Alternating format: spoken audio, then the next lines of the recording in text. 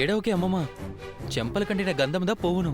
పెద్ద ముత్తైదునని తీసుకొని పోయి కుర్చీలో కూర్చోపెట్టారు.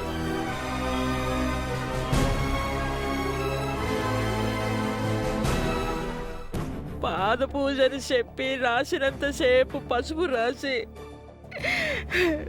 తర్వాత కాలందా రాసినారు. ఉప్పు మిరియాలు లేవని అడగకపోయినావా?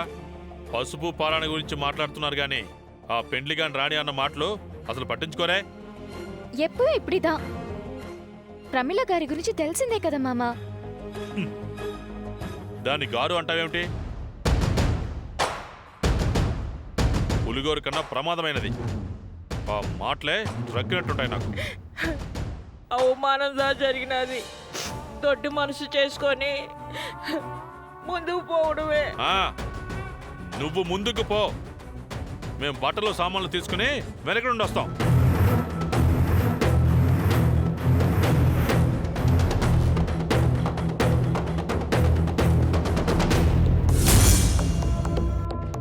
ఏం చేస్తున్నావు మామా? అర్థం కానట్టు అడిగితే నాకు ఒళ్ళు మండుద్ది. ఆ ధర్మకర్త వేసే భిక్షతోనా మనం బతుకుతున్నదే? వాళ్ళు పిచ్చమేస్తే గాని మనం పొయ్యి వెలిగించలేమా? ఒరే, పొయ్యి అంటే గుర్తుకొచ్చింది, గ్యాస్దా అయిపోయింది.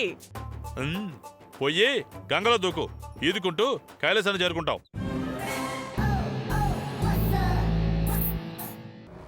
ఏయ్, ఇంకా చూస్తావేంట్రా? బట్టలు చదువుకోండి, ఈ రోజులే వెళ్ళిపోదాం.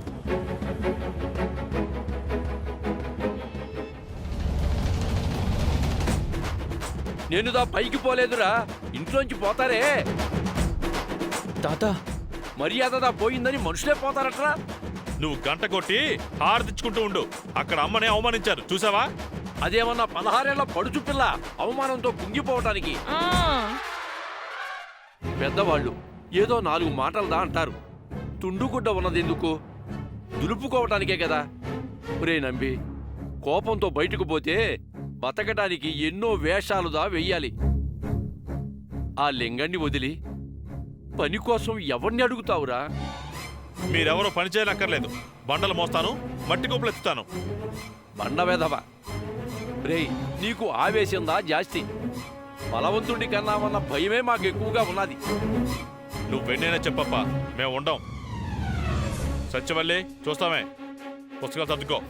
రే నంబి, నువ్వు కాదు కూడదని మొండికేస్తే నేనుదా శవాసనం వేస్తాను. ఏమది చిన్న పిల్లలాగా? చిన్న పిల్లడు మాదిరి చేస్తున్నారు. ఏం చేస్తున్నారు? మీరు తిట్టిన తిట్లని అట్లేసుకుని తింటున్నాం. భరణి గారు, మీరు కూడా మీ మావయ్య గారిలా బాడీ పెంచొచ్చు కదా, బాగుంటారు.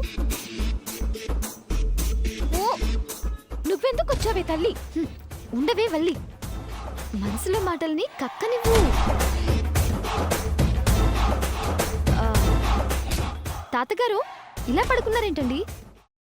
అమ్మా, అలాంటి వాళ్ళది నిజమైన ప్రేమ కాదు, అది వ్యామోహం. ఎగ్జాక్ట్లీ చిన్నత్త, నిజంగా ప్రేమించుకున్న వాళ్ళు అలా చేయరు. ఎంత మనసు విరిగిపోతే కన్న కూతుర్ని పట్టుకొని మా దృష్టిలో చచ్చిపోయా ఉంటుందా తల్లి? అది సరే అమ్మా, తన కూతురుతో తన మాట అనేటప్పుడు ఆమె మాటల్లో వ్యథ, కళ్ళల్లో బాధ గమనించావమ్మా? పెద్దబాబుకు బర్త్డే విషెస్ చెప్పు కూడా వెళ్ళాం కదా. ఊరికే ఎలా కాలిపోతుంది? మంట పెడితేనో పడితేనో తగలబడుతుంది.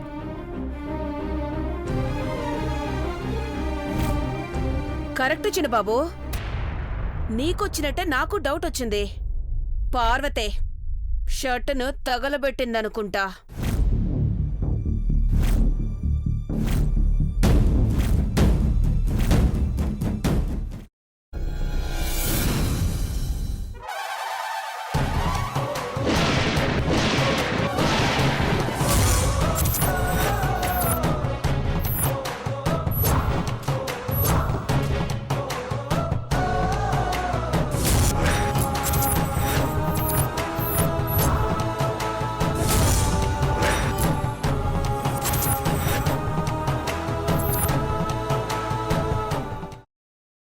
తర్వాత పొట్టు తీసేసి చాప్ చేసి పక్కన పెట్టుకోవాలి.